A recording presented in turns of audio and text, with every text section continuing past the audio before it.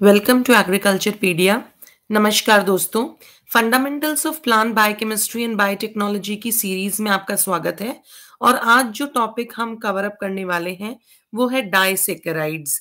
इससे पहले मैंने इसी श्रृंखला में आपसे डिस्कस किया हुआ है scope of biochemistry and biotechnology. और फिर हमने पढ़ा था कि कार्बोहाइड्रेट्स क्या होते हैं। उसके बाद ये जाना था कि मोनोसेकेराइड्स क्या होते हैं, उनकी प्रॉपर्टीज क्या होती हैं, वो किस तरह से फिजिकली और केमिकली रिएक्ट करते हैं। और उसके बाद अब हम आ गए हैं डाइसेकेराइड्स पे। तो दोस्तों, मोनोसेकेराइड्स जो होते हैं, ये मैं आपको पहले के वीडियोस में भी बता चुकी हूँ कि वो कभी-कभी साइक्लिक स्ट्रक्चर्स भी बनाते हैं by the reaction of carbonyl group. Carbonyl group कौन सा होता है? जो आपका एल्डिहाइड या कीटोन ग्रुप होता है, अगर वो किसी OH ग्रुप के साथ रिएक्ट करते हैं। तो ये जो साइक्लिक मॉलिक्यूल्स होते हैं, ये दूसरे अल्कोहल के OH ग्रुप के साथ रिएक्ट कर देते हैं। तो डाइसेकेराइड्स जो होते हैं, जैसा नाम से विदित हो रहा है, डाई मतलब दो और सेकेराइड्स मतलब मॉइटी। मॉइटी मतलब मोनोसेकेराइड्स की कितनी मॉइटीज हैं। तो डाइसेकेराइड्स ऐसे शुगर्स होते हैं जिसमें दो मोनोसेकेराइड्स जुड़े होते हैं। और ये किससे जुड़े होते हैं?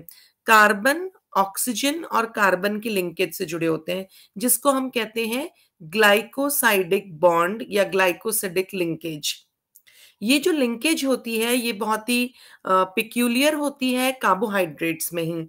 जिस तरह से आप प्रोटीन्स जब बनते हैं तो उसके जो बिल्डिंग ब्लॉक्स होते हैं वो अमाइनो एसिड्स होते हैं, और आपस में जब वो लिंक होते हैं तो वो पेप्टाइड बॉन्ड कहलाता है।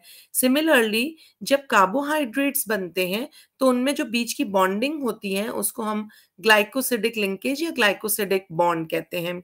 और ये जो लिंकेज होती है ये तभी बनती है जब एनोमेरिक कार्बन पहले साइक्लिक मोनोसेकेराइड का रिएक्ट करता है with the OH group. OH group मतलब अल्कोहल ग्रुप या all group of the second monosaccharide. और दोस्तों, ये हम सब पहले भी डिस्कस कर चुके हैं कि एनोमेरिक कार्बन क्या होता है। Anomeric carbon is the carbon which is derived from the carbonyl carbon compound. Carbonyl carbon is the functional group जो कीटोन है या एल्डिहाइड होता है कार्बोहाइड्रेट्स के अंदर। और ये जो ओपन चेयर फॉर्म, मैंने आपको दो फॉर्म्स बनाए थे, एक बोर्ड शेप्ड और एक ओपन चेन कार्बोहाइड्रेट मॉलिक्यूल्स में। तो वहां पे हम इसको डिपिक्ट करते हैं। और जो एक दूसरे के एनोमर्स होते हैं वो एक दूसरे के आइसोमर्स होते हैं और उनको हम अल्फा और बीटा नाम दे देते हैं। तो ये जो प्रोसेस होता है कन्वर्जन का एक आइसोमर से दूसरे आइसोमर में, इस प्रोसेस को हम एनोमराइजेशन कहते हैं। ये देखिए, मैंने आपको एक कार्टून या डायग्राम से समझाने की कोशिश की है। आप देख सकते हैं कि जो पहला ये जो अल्फा डी ग्लूकोज है, इसका जो ये एनोमेरिक कार्बन है, ये रिएक्ट करेगा अब दूसरे अल्फा डी ग्लूकोज के जो OH ग्रुप है जो कार्बन नंबर 4 पर है। यानी कार्बन नंबर 1 जो है उसका कार्बन और कार्बन नंबर 4 दूसरे वाले मोनोसेकेराइड का वहां पे जो OH ग्रुप जुड़ा हुआ है, ये दोनों मिलकर के रिएक्ट करेंगे, एक हाइड्रोजन निकलेगा। और ये देखिए बीच में एक अगर आप देखें ये एक O बीच में आ गया है, इसको हम ग्लाइकोसिडिक लिंकेज कहते हैं। तो ये जो जब दो अल्फा डी ग्लूकोज जुड़ जाते हैं, अब देखिए यहाँ पे मजेदार बात ये है, ये है कार्बन नंबर 1 और ये जो दूसरा मोनोसेकेराइड है ये है कार्बन नंबर 4। तो ये जो लिंकेज बना है और चूंकि ये अल्फा ग्लूकोज है, इसलिए हम इस बॉन्ड का नाम क्या दे देंगे? Alpha 1,4 linkage. और ये एक डाइसेकेराइड बन गया है जो कि है माल्टोज। दोस्तों, जब डाइसेकेराइड्स को हम फंक्शनली कैटेगराइज करते हैं तो ये दो तरीके से होता है। पहला होता है रिड्यूसिंग डाइसेकेराइड्स और दूसरे होते हैं नॉन रिड्यूसिंग डाइसेकेराइड्स। मैं आपको मोनोसेकेराइड्स का जब मैंने आपको केमिकल प्रॉपर्टीज पढ़ाई थी तो मैंने आपको वहां पे रिड्यूसिंग कार्बोहाइड्रेट्स और नॉन रिड्यूसिंग कार्बोहाइड्रेट्स ये मैंने आपको डिस्कस किए थे।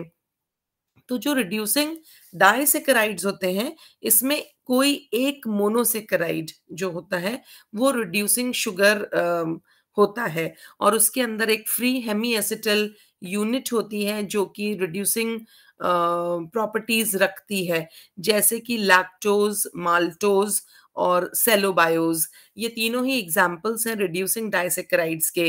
देखिए दोस्तों, इस पे क्वेश्चंस इस तरह से पूछे जा सकते हैं कि एक रिड्यूसिंग डाइसेकेराइड की क्या प्रॉपर्टी होती है। तो उसकी प्रॉपर्टी ये होती है कि उसमें एक फ्री हेमी एसिटिल यूनिट होता है जो कि रिड्यूस कर सकता है किसी और को। या ये पूछ सकते हैं आपको 4 एग्जांपल्स दे करके कि इनमें से कौन सा रिड्यूसिंग डाइसेकेराइड है या कौन सा नॉन रिड्यूसिंग डाइसेकेराइड है। तो अगर जो आपका हेमी एसिटिल यूनिट है उसके अंदर ग्लाइकोसिटिक बॉन्ड अगर बन चुका है और फ्री नहीं है वो हेमी एसिटिल ग्रुप, तब हम उसको नॉन रिड्यूसिंग डाइसेकेराइड कह देंगे। और जब हम डिटेक्ट करते हैं कि वो रिड्यूसिंग है या नॉन रिड्यूसिंग है, तो उसके लिए जो टेस्ट्स होते हैं वो होते हैं वॉइक्स टेस्ट या फिर फियरॉन्स टेस्ट। और ये टेस्ट जो होता है ये मिथाइलएमीन पर किया जाता है। और नॉन रिड्यूसिंग डाइसेकेराइड्स वो डाइसेकेराइड्स होते हैं जिसके अंदर जो आपके दोनों मोनोसेकेराइड्स हैं उन सब में एक एसिटल लिंकेज बन चुका है एनोमेरिक सेंटर्स में, और इस वजह से जो इनका हेमी एसिटिल यूनिट होता है वो फ्री नहीं होता है। और इसके एग्जाम्पल्स होते हैं सुक्रोज और ट्रेहलोज। तो ये जो 4 या 5 मैंने आपको एग्जाम्पल्स दिए हैं, बेसिकली यही सबसे कॉमन एग्जाम्पल्स हैं जिसमें क्वेश्चंस पुट अप होते हैं कि सुक्रोज जो आपकी कॉमन टेबल शुगर है, क्या वो रिड्यूसिंग डाइसेकेराइड है या फिर नहीं है, या फिर ऐसी क्या प्रॉपर्टी होती है जिसके बेसिस पे हम किसी भी डाइसेकेराइड को रिड्यूसिंग या नॉन रिड्यूसिंग में कैटेगराइज कर सकते हैं। तो बेसिकली जो भी डाइसेकेराइड्स हैं they differ from one another, वो एक दूसरे से अलग अलग होते हैं on the basis of their monosaccharide constituents and the specific type of glycosidic linkage which connect them. तो दो चीजों के बेसिस पे देखिए कभी कभी ये भी होता है कि मोनोसेकेराइड सेम है लेकिन उनके बीच में जो बॉन्ड बन रहा है, जैसे मैंने अभी आपको बताया था अल्फा 1 फोल्ड लिंकेज है, कभी कभी ऐसा होता है अल्फा 1 6 लिंकेज हो जाता है। मोनोसेकेराइड सेम है लेकिन जो कार्बन पार्टिसिपेट कर रहा है ग्लाइकोसिडिक लिंकेज में वो अलग हो गया है, तो उसके बेसिस पे डाइसेकेराइड भी अलग हो जाता है। ऑब्वियसली अगर आप स्ट्रक्चर चेंज करेंगे तो जो रिजल्ट हमको मिल रहा है वो भी डिफरेंट हो जाता है बेसिकली। लेकिन चूंकि डाइसेकेराइड जो होते हैं वो छोटा ही शुगर होता है, बहुत बड़ा नहीं होता है, इसलिए ये सब ज्यादातर व्हाइट क्रिस्टलाइन सॉलिड्स होते हैं रूम टेम्परेचर पे और पानी में सॉल्युबल होते हैं। जबकि जब हम पॉलीसेकेराइड्स पढ़ेंगे तो मैं आपको बताऊंगी that they are not soluble in water. तो जो ये डाइसेकेराइड मॉलिक्यूल बनता है मोनोसेकेराइड मॉलिक्यूल से, ये बनता है जब हम हाइड्रोक्सी ग्रुप जो है उसको हम डिस्प्लेस कर देते हैं और उसमें से एक हाइड्रोजन निकल जाता है, जिसकी वजह से अब ये जो वेकेंट बॉन्ड होता है ये दोनों मोनोमर्स को जोड़ देता है। अब चूंकि ये रिमूवल ऑफ वाटर मॉलिक्यूल्स की वजह से प्रोडक्ट बनता है, तो हम कन्वीनियंस के लिए इस प्रोसेस को डिहाइड्रेशन रिएक्शन कह देते हैं। हालांकि ये वैसे कंडेंसेशन रिएक्शन है, बट हम इसको जनरल बोलचाल की भाषा में डिहाइड्रेशन सिंथेसिस बोलते हैं। तो जैसे कि मिल्क शुगर जो है जिसको हम लैक्टोज कहते हैं, वो एक डाइसेकेराइड है made by the condensation of one molecule of each of the monosaccharides glucose and galactose. यानी लैक्टोज जो है वो एक डाइसेकेराइड है। इसमें जो दो मोनोसेकेराइड्स हैं वो कौन कौन से हैं? पहला है ग्लूकोज और दूसरा है गैलेक्टोज। जबकि जो सुक्रोज है जिसको हम शुगर जो कि शुगर केन में मिलती है या शुगर बीट में मिलती है, वो condensation of glucose and fructose इसका बाय प्रोडक्ट होती है। और जो माल्टोज होता है वो अभी अभी हमने ऊपर डिस्कस किया कि इसमें दो ग्लूकोज के मॉलिक्यूल्स मिल करके माल्टोज को बनाते हैं। दोस्तों ये मैंने एक टेबल की हेल्प से आपको बिल्कुल इलैबोरेटेड फॉर्म में समझा दिया है कि जो सुक्रोज है, सुक्रोज को हम table sugar, cane sugar, beet sugar या फिर सैकरोज कहते हैं। इसमें यूनिट 1 जो होता है, देखिए हमेशा ये याद रखिए कि पहले कौन सा यूनिट है। जब भी आप सपोज करिए जब हम ट्रेन में भी सफर करते हैं तो हम obviously sleeper 1 then sleeper 2 then sleeper 3 and so on ऐसे चलते हैं। तो इसका बड़ा फर्क पड़ता है कि यूनिट 1 कौन है, क्योंकि यूनिट 1 जो है उसका एनोमेरिक कार्बन होगा और यूनिट 2 जो है उसका OH ग्रुप होगा। तो इसके बेसिस पे जो डाइसैकेराइड्स हैं वो बदल जाते हैं। तो सुक्रोज में यूनिट 1 जो है वो ग्लूकोज होता है और यूनिट 2 जो होता है वो फ्रक्टोज होता है। और बॉन्ड कौन-सा बनता है इसमें? देखिए इसके अंदर अल्फा, पहले का अल्फा है यानी अल्फा ग्लूकोज है और दूसरा जो मॉइटी है दैट इज़ बीटा फ्रक्टोज। और अल्फा ग्लूकोज का कार्बन नंबर 1 और बीटा फ्रक्टोज का कार्बन नंबर 2, ये दोनों पार्टिसिपेट कर रहे हैं। इसी तरह से लैक्टोज, जिसको हम मिल्क शुगर भी कहते हैं, इसमें यूनिट 1 है गैलेक्टोज और यूनिट 2 है ग्लूकोज और इसमें बीटा 1,4 लिंकेज होता है। माल्टोज में ग्लूकोज और दूसरी यूनिट भी ग्लूकोज और अल्फा 1,4 लिंकेज है। सिमिलरली ट्रेहलोज, इसमें भी दोनों ग्लूकोज की मॉइटीज हैं। देखिए जो भी मैंने आपको बताया था कि कौन-कौन से यूनिट्स पार्टिसिपेट कर रही हैं प्लस उनके कौन-कौन से कार्बन पार्टिसिपेट कर रहे हैं, तो किस तरीके का लिंकेज बन रहा है, उसके बेसिस पे भी डाइसैकेराइड बदल जाता है। तो देखिए माल्टोज, ट्रेहलोज और सेलोबायोज, इन तीनों डाइसैकेराइड्स में मॉइटी सेम है, यानी दोनों मोनोसैकेराइड्स जो हैं वो ग्लूकोज ही हैं। लेकिन आप देखिए माल्टोज के अंदर अल्फा 1,4 लिंकेज है, ट्रेहलोज के अंदर अल्फा 1,1 लिंकेज है और सेलोबायोस के अंदर बीटा 1,4 लिंकेज है। सिमिलरली जो काइटोबायोस होता है उसके अंदर 2 ग्लूकोसामीन मोनोसैकेराइड्स इन्वॉल्व्ड होते हैं और बीटा 1,4 लिंकेज बनता है। ये जो माल्टोज, सेलोबायोस और काइटोबायोस होते हैं, ये बड़े पॉलीसैकेराइड्स को तोड़ करके, बड़े पॉलीसैकेराइड्स कौन-कौन से हुए? स्टार्च, सेल्युलोज, काइटिन, ये हम डिस्कस कर चुके हैं जब हमने आपको कार्बोहाइड्रेट्स पढ़ाया था। जब बड़े पॉलीसैकेराइड्स कैटाबॉलिज्म के थ्रू छोटे टुकड़ों में टूटते हैं तब भी ये डाइसैकेराइड्स बन जाते हैं। तो दोस्तों ये तो थे कुछ कॉमन डाइसैकेराइड्स जिसको हम लोग काफ़ी पढ़ते रहते हैं। अब मैं आपको बताऊँगी कुछ कम जो लेस कॉमन डाइसैकेराइड्स होते हैं। तो कभी-कभी क्वेश्चंस उनमें से भी आ जाता है, तो वो भी मैंने आपको टैबुलर फॉर्म में डिपिक्ट किया है। तो आपको एक ही टेबल में सारा जानकारी मिल जाए। तो ये देखिए जो कम प्रचलित या लेस कॉमन डाइसैकेराइड्स हैं वो कौन-कौन से हैं? पहला है कोजी बायोस, इसके अंदर 2 ग्लूकोज के मोनोमर्स होते हैं और अल्फा 1, 2 बॉन्ड होता है। इसी तरह से नाइजीरोज, इसमें भी 2 ग्लूकोज के मोनोमर्स होते हैं और अल्फा 1, 3 लिंकेज होता है। आइसोमाल्टोज, इसमें भी 2 ग्लूकोज मोनोमर्स होते हैं लेकिन अल्फा 1, 6 लिंकेज है। सिमिलरली बीटा ट्रेहलोज, इसमें भी 2 ग्लूकोज मोनोमर्स हैं लेकिन बीटा 1 लिंकेज है। और अल्फा बीटा ट्रेहलोज में नाम से पता चल रहा है कि पहला मॉइटी जो है उसका अल्फा एनोमर है और दूसरे का बीटा एनोमर है, लेकिन दोनों मोनोमर्स ग्लूकोज के ही हैं और दोनों में 1 फर्स्ट कार्बन पार्टिसिपेट कर रहा है। सिमिलरली सोफोरोज, इसमें भी 2 ग्लूकोज के मोनोमर्स हैं लेकिन बीटा 1, 2 लिंकेज है। लैमिनारी बायोस, इसमें भी 2 ग्लूकोज के मोनोमर्स हैं और बीटा 1, 3 लिंकेज है। जेंशियो बायोस, 2 ग्लूकोज के मोनोमर्स पार्टिसिपेट करते हैं और बीटा 1, 6 लिंकेज है। ट्रेहेलुलोज, इसमें 1 ग्लूकोज और दूसरा फ्रक्टोज का मोनोमर है और अल्फा 1 लिंकेज है। ट्यूरानोज, इसमें पहला ग्लूकोज मॉइटी है, दूसरा फ्रक्टोज मोनोमर है लेकिन अल्फा 1, 3 लिंकेज है। माल्ट्यूलोज, इसमें 1 ग्लूकोज मोनोमर, दूसरा फ्रक्टोज मोनोमर और अल्फा 1,4 लिंकेज। देन ल्यूक्रोज, इसमें पहला ग्लूकोज मोनोमर, दूसरा भी फ्रक्टोज मोनोमर लेकिन अल्फा 1, 5 मोनोमर। आइसोमाल्ट्यूलोज, इसमें पहला ग्लूकोज मोनोमर, दूसरा फ्रक्टोज मोनोमर और अल्फा 1, 6 लिंकेज होता है। जेंशियो बायूलोज, इसमें पहला ग्लूकोज मोनोमर और दूसरा फ्रक्टोज मोनोमर और बीटा 1, 6 लिंकेज होता है। मैनोबायोज में 2 मैनोज के मोनोमर होते हैं और इसमें अलग-अलग लिंकेजेस हो सकते हैं, आइदर अल्फा 1, 2 या अल्फा 1, 3 या अल्फा 1, 4 या अल्फा 1, 6। सिमिलरली मेलीबायोज, इसमें पहला गैलेक्टोज मोनोमर होता है, दूसरा ग्लूकोज का मोनोमर होता है और अल्फा 1, 6 लिंकेज होता है। मेली बायूलोज, इसमें पहला गैलेक्टोज मोनोमर है, दूसरा फ्रक्टोज मोनोमर है और अल्फा 1, 6 लिंकेज है। और र्यूटिनोज, इसमें एक रैमनोज मोनोमर है और दूसरा ग्लूकोज मोनोमर है और अल्फा 1, 6 लिंकेज है।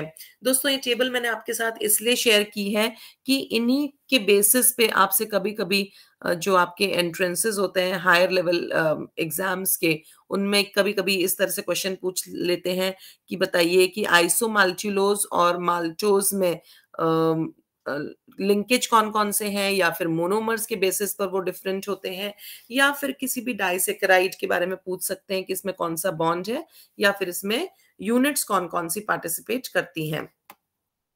अब दोस्तों हम जो कॉमन डाइसैकेराइड्स हैं उनके बारे में थोड़ा-सा डिटेल में स्टडी करेंगे, क्योंकि इन पर कई जगह जो आपके फाइनल एग्ज़ाम्स होते हैं बीएससी एग्रीकल्चर के, तो उसमें जो लेंथी क्वेश्चन्स आते हैं, तो वो इसी पे से आ सकते हैं।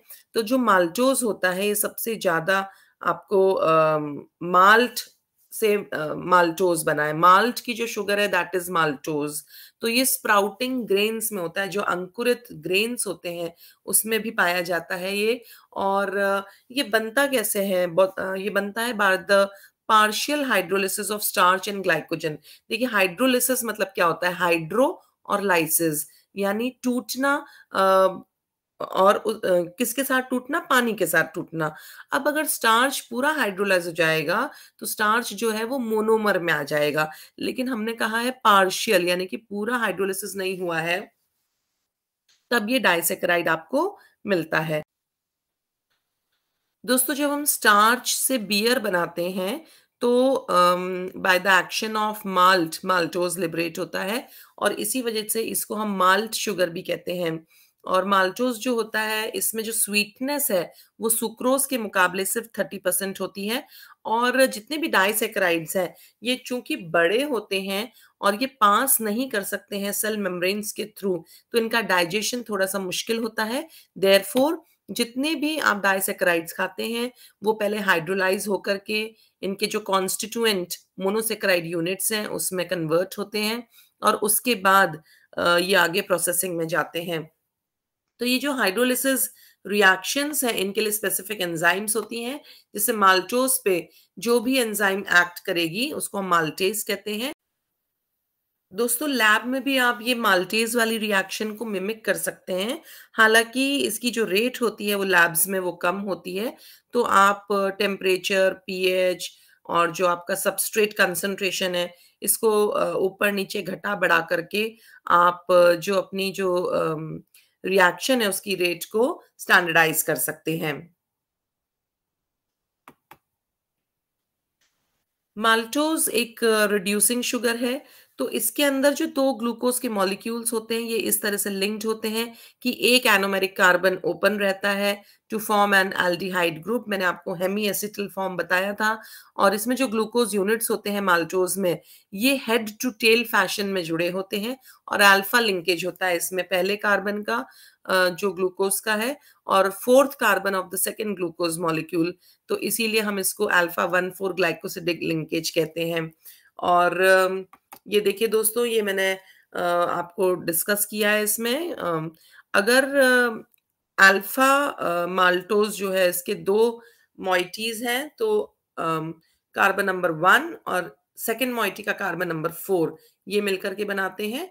और अगर बीटा जो ओरिएंटेशन है, तो भी दूसरे का, ये देखिए बीटा ओरिएंटेशन, ये आप देख रहे हैं कि इसके अंदर कार्बन नंबर 1 जो है, इसमें ओएच ऊपर की तरफ है, जबकि आप यहाँ पे देख सकते हैं कि कार्बन नंबर 1 में ओएच नीचे की तरफ है। देयरफॉर ये जो सेकंड मॉइटी है, ये यहाँ पे अल्फा ग्लूकोज़ है, और यहाँ पे सेकंड मॉइटी जो है वो बीटा ग्लूकोज़ है। लेकिन जो बॉन्ड है दोनों में, वो अल्फा 1,4 ग्लाइकोसिडिक लिंकेज ही बन रहा है। दोस्तों दूसरी शुगर जो है, जो डाइसैकेराइड है, वो है मिल्क शुगर, जो कि दूध में पाई जाती है, उसको हम लैक्टोज़ कहते हैं। और जो ह्यूमन मिल्क है, इसके अंदर 7.5% लैक्टोज़ होती है, और जो काउज़ मिल्क है, उसमें 4.5% लैक्टोज़ होती है। तो ये जो शुगर होती है, सबसे कम मीठी शुगर होती है, क्योंकि इसमें जो सुक्रोज़ में मिठास होती है, उसकी लगभग 1/6 मिठास इसके अंदर होती है। तो लैक्टोज़ जो है वो प्रोड्यूस किया जाता है कमर्शियली फ्रॉम व्हे, और ये व्हे जो होता है, ये एक बाय प्रोडक्ट होता है। आपने बहुत सारे जो डाइट करते हैं जो लोग और जिनको प्रोटीन डाइट पे जाना होता है और उसके अंदर जो एनर्जी लेवल्स होते हैं वो हाई होने चाहिए, लेकिन it should be less in calorie content. तो जितने डाइटिशियंस होते हैं उन लोगों को वे उनको प्रिस्क्राइब करते हैं। जो लैक्टोज है, again it is a reducing sugar which is composed of D galactose और डी ग्लूकोज, और ये बीटा 1,4 ग्लाइकोसिडिक बॉन्ड से जुड़ा हुआ होता है। यानी कि ये जो बॉन्ड होता है from the anomeric carbon of the first monosaccharide unit being directed upward. और जो एंजाइम लैक्टोज को तोड़ करके दो मोनोसेक्राइड्स में कन्वर्ट करती है उसका नाम होता है लैक्टेज।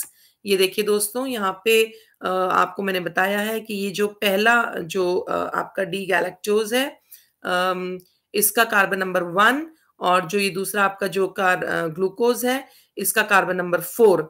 तो चूंकि ये बीटा फॉर्म में है तो बीटा 1,4 ग्लाइकोसिडिक लिंकेज ये बना देता है।